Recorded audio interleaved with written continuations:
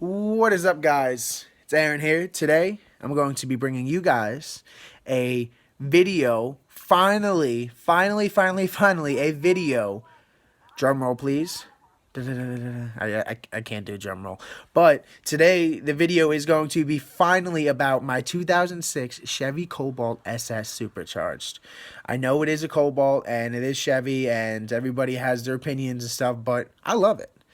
And I'm going to be bringing you guys a couple strong points about the car today, a couple weak points, what can be improved, what I'm going to be improving on the car. It is my daily, so I'm not going to be doing too much serious, crazy things with it for right now until I get another car. But as of right now, I have a list, and I'm going to go over that with you guys.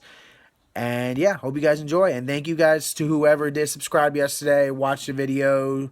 Hope you guys enjoyed. Go watch my previous ones. You guys can get a feel of how basically the process went with the Cobalt. I'm going to be making a little video montage of the Cobalt. Basically from when I got it to what happened to where it's at now and where it's going to be. So, all right, yeah, hope you guys enjoy.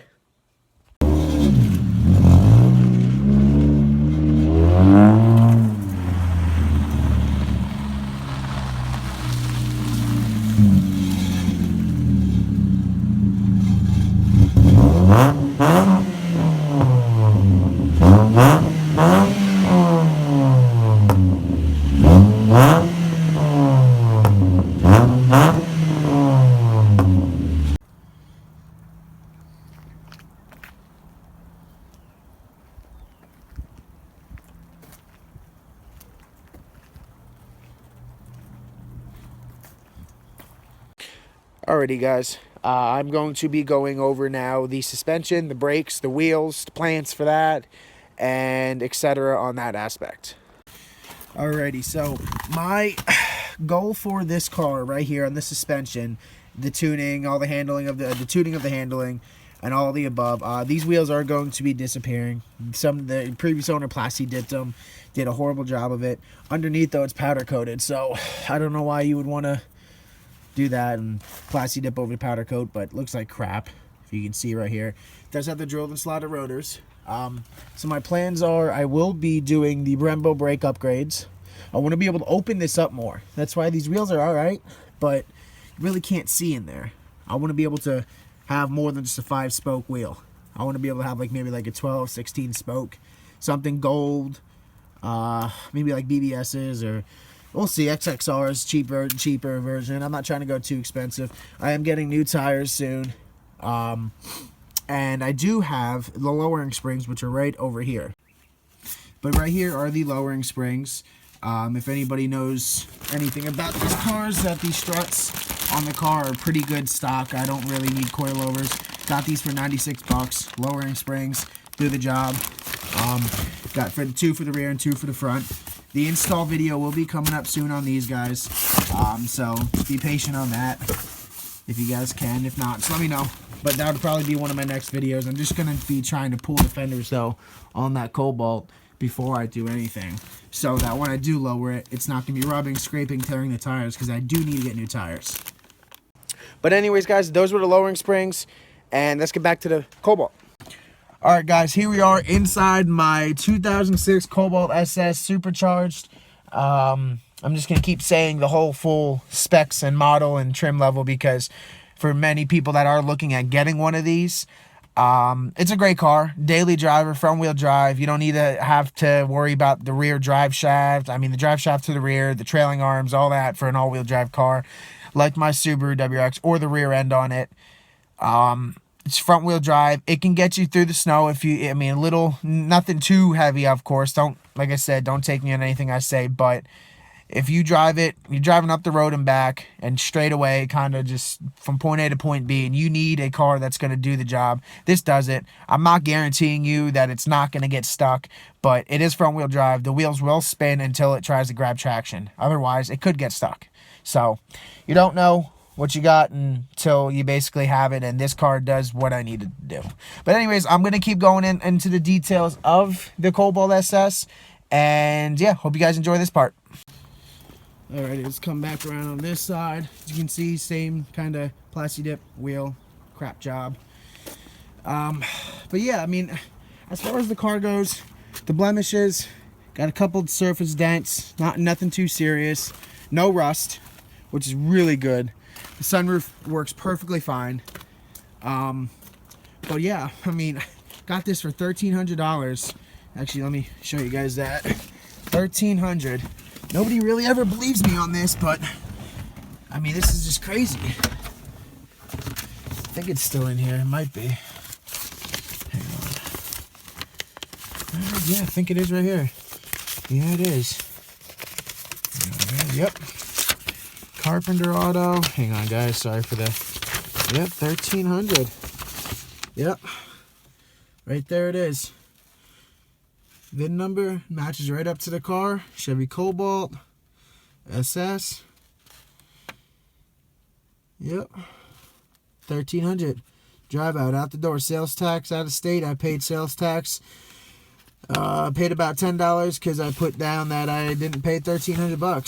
So the good exemptions of Jersey to PA or vice versa. But yep, there is that. Pretty cool deal I think I got. Carpenter Auto LLC. If anybody wants to take a drive out there, they had a couple decent cars. They gave me a good deal. They weren't really too, hassly about the price, but I got it down from, I think it was $1,600 down to $1,300 with the bad motor. So couldn't go wrong on that. Alrighty, guys, here we are in my 2006 Cobalt SS. Man, that wing just never gets old. I just love looking at it. It's like, I always wanted an STI growing up as a kid and always wanted that wing, but I'm like, I just didn't want to afford the STI and the insurance, but now I got this, and it's like, it just puts a smile on your face, just like that Subaru up there does. But anyways, enough about that Subaru. This Cobalt SS does come standard with cruise control, steering wheel controls. For the radio, you can control, like I said, the cruise control right here, right over here. Set it on and turn it off. Set, volume goes up and down. Now, the only thing that does come different with this car that I put in is the Sony head unit. I do have the other head unit right back here, if I can grab it. Guys, already, right here it is. This is the stock one that goes in the Cobalt. Majority of Cobalts have this one. Now, the only thing is that the 07, you guys can see that difference, obviously. The 07, let me set that right there. I don't want to set it on the stems. Okay. The 07 Cobalt SS, for anybody who is buying an 06 to 07 or 05 to 06 or 07 supercharged, the 07 has a smaller steering wheel than this. It has different radio controls. It has Bluetooth. And it has the auxiliary, so you don't have to change this. To go from that ugly dash to something a little bit more smaller and prettier and inconvenient, because, I just didn't want to touch that. But this is more convenient, obviously, because, like I said, no auxiliary, no USB. The only thing I can do is put my CDs in. It's like, no offense, who uses CDs nowadays? I have like 3 CDs and I barely use them. So, I mean, the good thing about this head unit, though, is that, let me start the car. That'd be a good first step to start it up. Alright, let's turn that off. The good thing about this is it comes with a remote. Now, this head unit's about $150. I'm not too sure. I think that's the model number down there, if anybody can see it.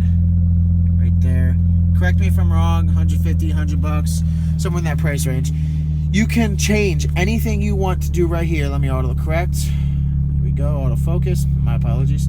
And it goes straight to there. So basically, you're driving. You don't have to touch this. The only thing I don't have is steering wheel controls because I didn't want to spend $80 for the adapter for this. I just don't think it was necessary for that. I mean, I just personally, it's nice and all to do it the right way, but all I gotta do is take that out and put the steering wheel controls in. So, anyways, enough about the radio. Self-explanatory, aftermarket. You do have a little tray right here that you wouldn't have on that stock radio. You have a little non-existent tray, maybe for like a pen or a screw or a credit card or something. You have the cigarette outlet right here. Your standard controls are all right here. Air conditioning, rear defrost, recirculation, heat, ice, AC charges up good. 2 good cup holders. You do have another little outlet right here. And you can come back here, you have a tray right here. And 2 cup holders. Now the seats, those are just amazing. They do have the anchors for anybody who has a child out there that is wondering that, oh, well, it's a 2-door, will the baby seat fit perfect? And I put it in every day, and I'll tell you, it just comes right in, right out with ease. You pop that seat open, pop it forward like this. Hang on, let me grab it. Boom, slide it open, and look at all that room. The only thing you have to watch out is for that seatbelt right there, but that comes right up. So, I mean, it's just pretty much self-explanatory from there. You get the base in, anchor it in. It's probably one of the most safest cars, 2-door coupes out there. Now, this does work. The only problem I have is with this is you can see the button right there. It's loose, and it works to a certain extent. You can see that it's having trouble, but it opens up. Does what I needed to do. In the summer, I drove around with it last year before the motor went off and it went kaboom on me, and it works. I loved it. I say top down, but that's my top down for anybody who owns a convertible. But yeah, it does the job. It has power windows, power locks. It does have the Pioneer sound system right here. You got the 2 tweeters on each door, 1 on each. You got the speakers right here. Let me that autofocus. Okay. And then you come back here, you got the 2 speakers on the deck back there, and then you got the speakers in the trunk. Right here is the sub. I know I said speakers, but sub is the speaker, not speakers, singular. But everything is accessible back here. As you can see right there is 1 deck speaker, right there's the other. I will be replacing those. I will have a video on how to do that as well for this car. So, but yeah, that video will be for another time. But you come back here.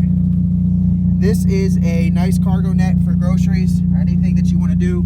I have coolant right here, so I can put that right here, as you can see, and it fits. It doesn't roll around, and it's good. Now we can come under here. This is where the battery is located. Fun fact of the day, Chevy Cobalts have the battery in the back. From what I remember, when they were building it, they built it for performance, obviously, because it's a performance car, and they wanted to save space. And as you can see, a lot of space. I mean, it doesn't look like it, but I mean, look at this. I could put so much more in here. I could put a coolant catch can, an oil catch can. I mean, I can do a lot with this. So that's why I have it.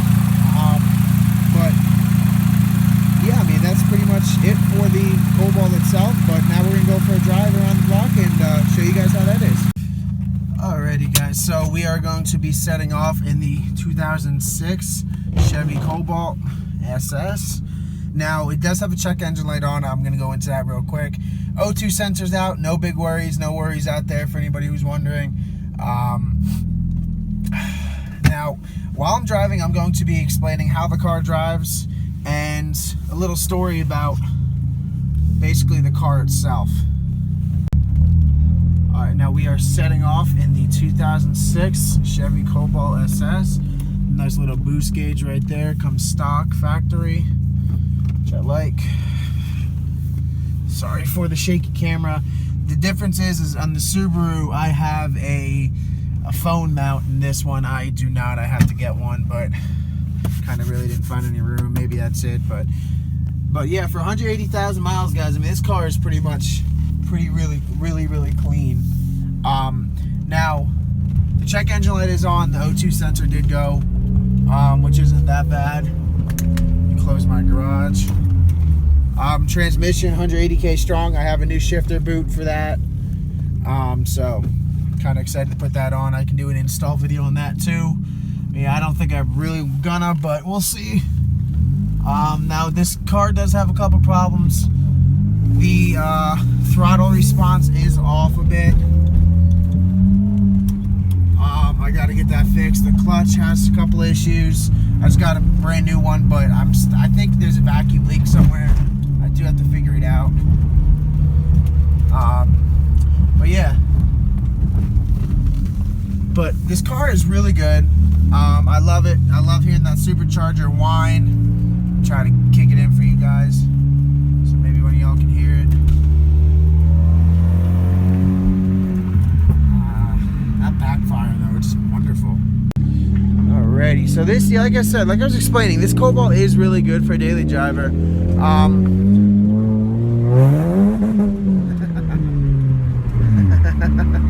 love doing that. It does spin tires. I mean, this car does get going. 0 to 60, I'm not correct on the time, but it has to be anywhere around 5 seconds, because this car just boogies up, man. I'll tell you, it just wants to just spin tires and spin and spin and spin. I mean, it's just crazy how a car that was made like this really just wants to do that of such of a thing. It just spins. I mean, I know they're known for that, and I know you have to really upgrade the control arms and a lot of stuff like that. So, I mean, we'll see. I mean, I'm surprised on how the car really drives every day. But, and I apologize for anybody who's watching that I am going, you know, in 20 different directions in this video, really not sticking to one topic, but I'm really excited about this car. I'm really excited to start this new YouTube channel. So, but yeah, I mean, like I said, the car wants to start surging out on me. The RPMs drop, go back up. I think it's an idle air control valve. I'm not too sure yet, but I'm gonna get it taken care of when I go and get the O2 sensor, and I'm gonna get that looked at. I think my front end sway links are loose or shot. I'm gonna get those taken a look at. I'm gonna get everything taken a look at, so when I go and get the car inspected, it's good. I can start lowering it, doing basically all my project, you know, ideas that I want to it. And but yeah, I'm excited for that. Now, guys, as far as the motor goes, like I said before, it started with the bad motor, ended up with the motor going completely. I didn't drive this Cobalt for 4.5 months, and now it's running. Has minor issues, but nothing, like I said before, a little TLC won't fix. But at the end of the day, I love it. And if you are thinking about getting one, it is a great daily driver, and they're cheap to work on too. And guess what? If you work on it, do it the right way. Don't cheap out. Do not say, "Oh, I'm going to put the injectors in myself." If you want to do it, that's on you. But know that if you don't pay for the labor, if you don't pay for a dyno, if you don't pay for a tune, if you don't keep doing all that stuff consecutively to keep up on a performance car that you have modded, it is expensive, but it is well worth it in the long run if you do it the proper way. Now, the proper way meaning that you do it yourself, but to me, the proper way is getting it done the way it should be. Now, at the end of the day, this car is going to be a perfect car, and it's going to start right here today, guys. This is the start of that Slowbolt project, and I want to let you guys know that you guys are watching and following along, and you guys are a part of it, and I'm excited to bring you guys into that project. I'm excited to bring new videos, DIYs, and install videos. So thank you guys for watching today. Hope you guys have a great day.